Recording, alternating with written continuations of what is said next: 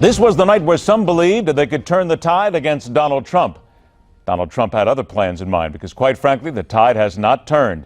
And the number one candidate for the Republican presidential nomination is still there.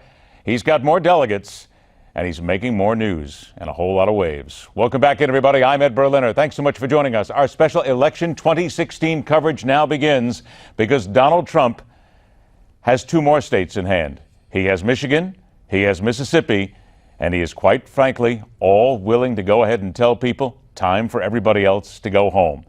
Well, before we do that, let's go ahead and welcome in here to the studio. Veteran analyst Dick Morris joins us here right now. And Dick, let's go ahead and get right to it with Donald Trump. First of all, he wins Michigan, he wins Mississippi. He comes out, has a rambling speech where he basically brings out everything, including Trump steaks, Trump champagne, Trump everything, Trump magazine. I've eaten Trump steaks. They're But pretty he's good. got, it's been a long time, though, let's be honest. They've been around for quite some time. But he's got reason to gloat right now, does he not? He does. But there's an iceberg ahead. There was a poll today by ABC News that said that in a two-way race of Cruz against Trump, no Rubio, no Kasich, Cruz beats Trump 54-40, 14 points. And that's what some of those polls have been saying for a while. Now, Trump is going to win Florida. Rubio is falling apart. And if Rubio loses Florida, he's out of the race. Isn't he already out of the race, though, honestly? Well, in effect, he is. Kasich, I don't know. But the point is that the day of a two-way race is coming closer. And in a two-way race, Cruz will win primary after primary after primary. So, in a strange sense, I believe that Donald Trump has made a fundamental strategic error in trying to knock Rubio out of the race. The reason he did it is that he knows that without Rubio out, he won't win a majority. And he knows that if he doesn't win a majority, they'll take it away from him on the convention floor.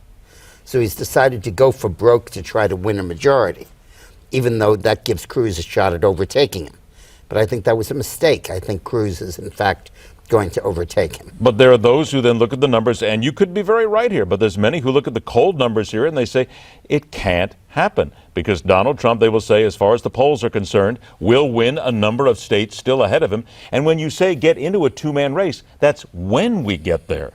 But we're not there yet. Kasich's still in, Rubio is still in, so doesn't that give Donald Trump the chance to win some big states coming up next week that would pretty much hand this to him?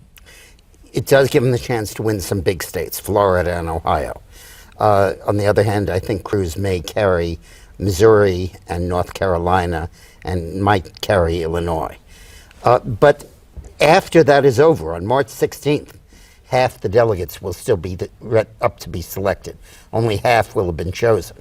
And if Trump takes a lead of 150, 200 delegates into March 16th, Cruz would have to beat him about 54-46 in the remaining primaries to win, and the polls say he could do that. So we may be witnessing Trump losing by winning. Okay, let's talk about winning, losing, and getting on the Democratic side. Hillary Clinton right now, she is doing so poorly in Michigan. And there's a thinking process here that this should be a state that really, maybe some of the glamour, some of the luster is worn off here. I mean, yeah. Bill Clinton maybe should have been an asset for her here, maybe could have helped her move ahead. I can't believe those numbers. I mean, I have to say that maybe Detroit isn't voting yet. Well, there is still a thinking process here that there's one major county that encompasses Detroit that is a little late coming in right now, and that's what many believe could turn those numbers around. Yeah, it's all black, and Hillary has been winning 80% of the black vote. So I don't believe that Sanders is going to be able to beat her in Michigan. If he does, then that's huge. But I don't think that's going to happen. But why is she having so much trouble? While we're still waiting for Wayne County to come in, though, it's still obvious she's having a tremendous amount of problem in this state. Well, she does not win the white vote. When you take the white vote, Sanders beats her. And among the Latino vote, he comes close. And then he loses the black vote literally 4-1.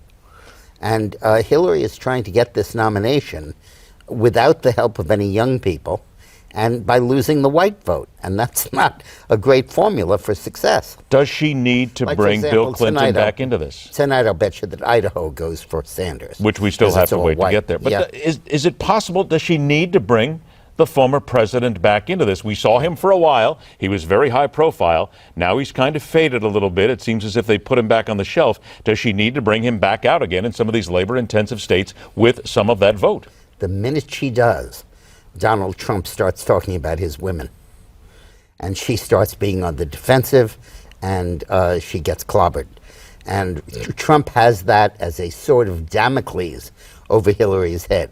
You bring your husband out on stage, and I'll talk about your and his record of sexual harassment of women. And with Hillary losing young women to Sanders by a lot, she can't afford that. All is fair in politics.